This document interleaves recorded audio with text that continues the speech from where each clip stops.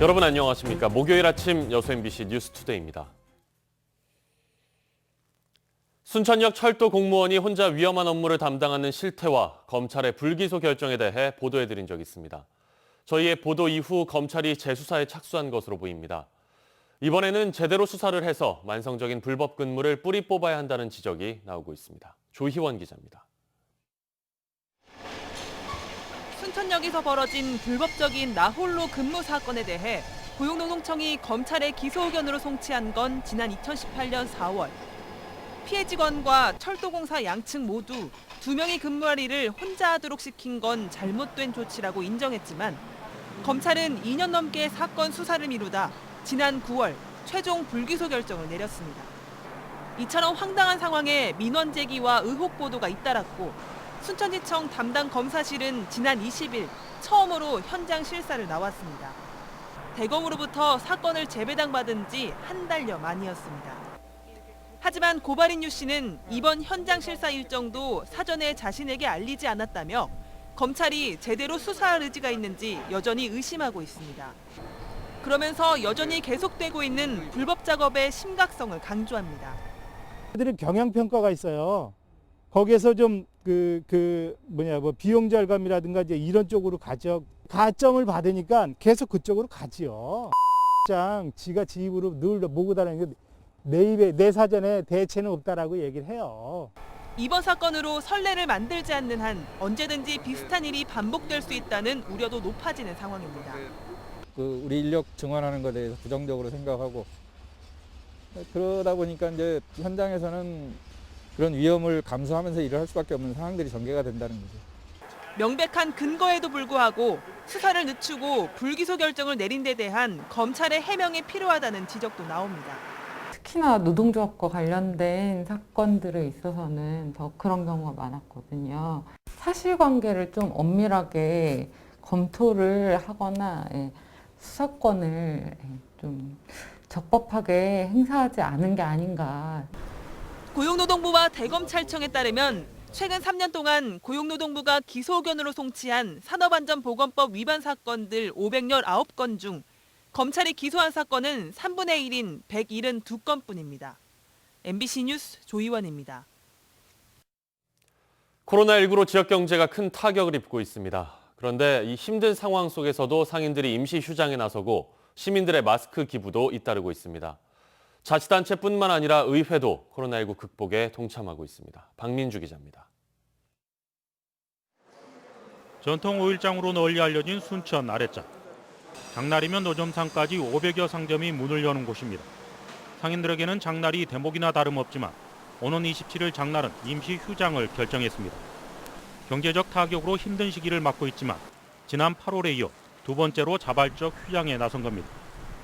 쉬운 일은 아닌데 코로나가 너무 격상되다 보니까 이런 일이 일어나서는 안 된다 해서 전부 협조하기로 이렇게 동의를 한 것입니다.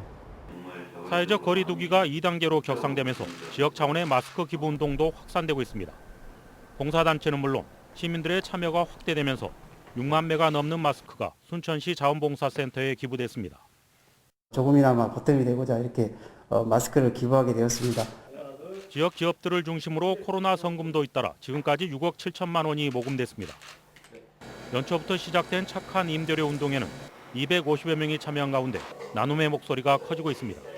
예전에 실시했던 우리 착한 임대료 운동에 적극적으로 좀 동참해 주시길 좀 당부드리고요.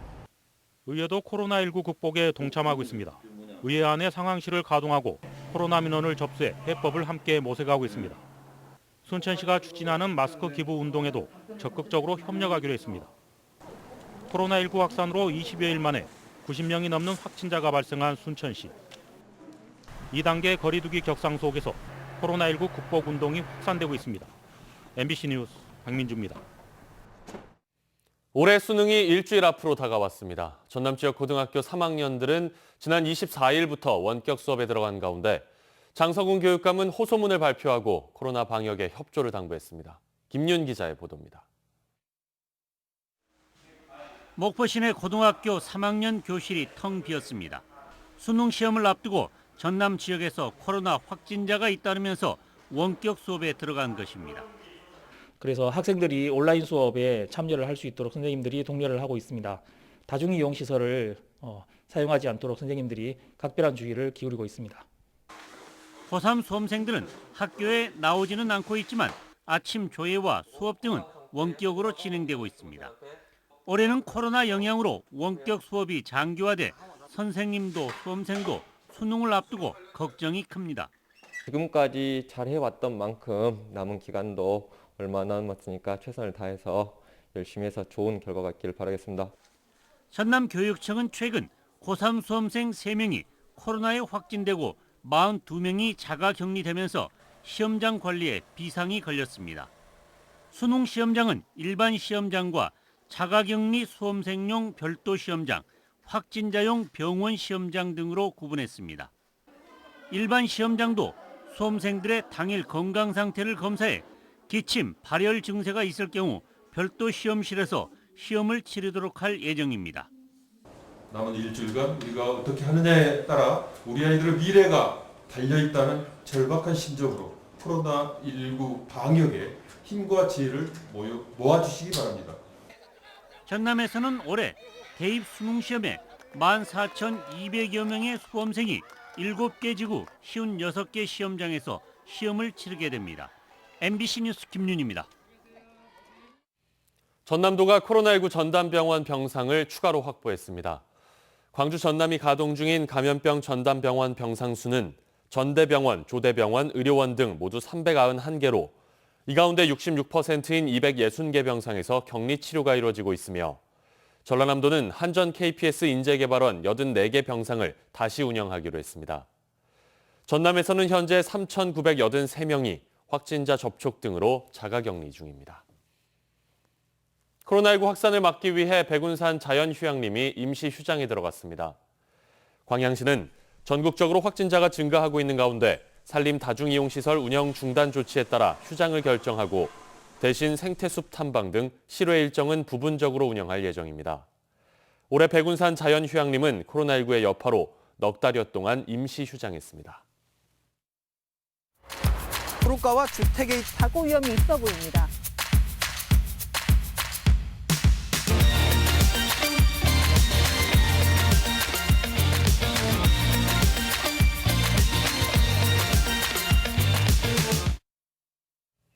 노동자 3명이 숨진 광양제철소 폭발 사고의 원인을 찾기 위해 관계기관들이 합동조사에 들어갔습니다.